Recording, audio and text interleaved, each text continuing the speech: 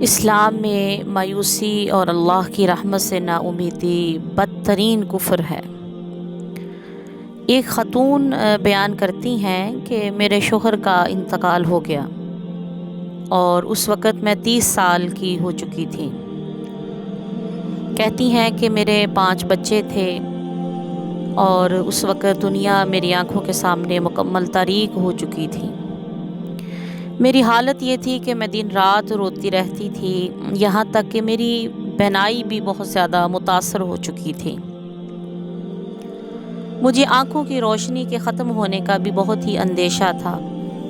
میں بہت ہی مایوس اور افسردگی کا شکار تھی اور اپنے آپ کو حتیٰ کہ بد نصیبوں میں شمار کرنے لگی تھی۔ میرے بچے ابھی چھوٹے تھے اور میری آمدنی کا بھی کوئی گزر بسر کے لیے کچھ بھی معمول آمدنی نہیں تھی۔ تھوڑی بہت میرے پاس رقم تھی جو کہ میرے والد میرے لیے چھوڑ گئے تھے۔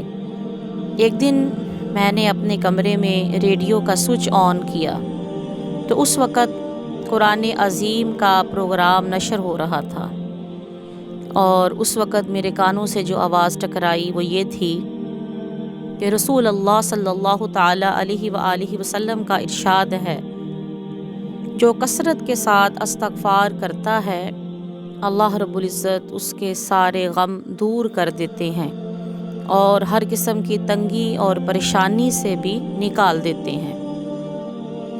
یہ سننے کے بعد میں نے کثرت کے ساتھ توبہ اور استغفار کرنے لگی، اور میں نے اپنے بچوں کو بھی ایسا ہی کرنے کی تاکید کی۔ وہ عورت کہتی ہے کہ اللہ کی قسم ابھی 6 مہینے سے بھی زیادہ عرصہ نہیں گزرا تھا کہ میرا قانونی مشیر آیا اور اس نے مجھے پرانی جائیداد کا سودا کیا، اس میں سے بھی کئی لاکھ رقم خطیر ایک بہت بڑی رقم مجھے دی۔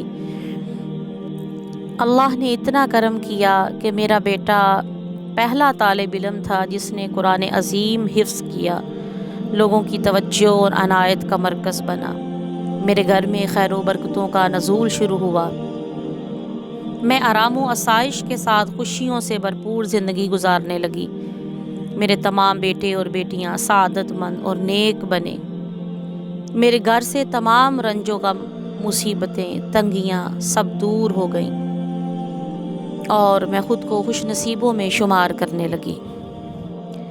یہ واقعہ بیان کرنے کے بعد عرض کرتی ہیں کہ کبھی بھی خود کو مایوسیوں کے حوالے نہ کریں اور ہمیشہ اللہ کریم کی رحمت سے امیدوار رہیں اور توبہ و استغفار کو اپنا معمول بنائیں۔ انشاءاللہ کامیابی سے آپ سب ہمکنار ہو سکتے ہیں۔ اللہ کریم ہمیں عمل کی توفیق عطا فرمائے۔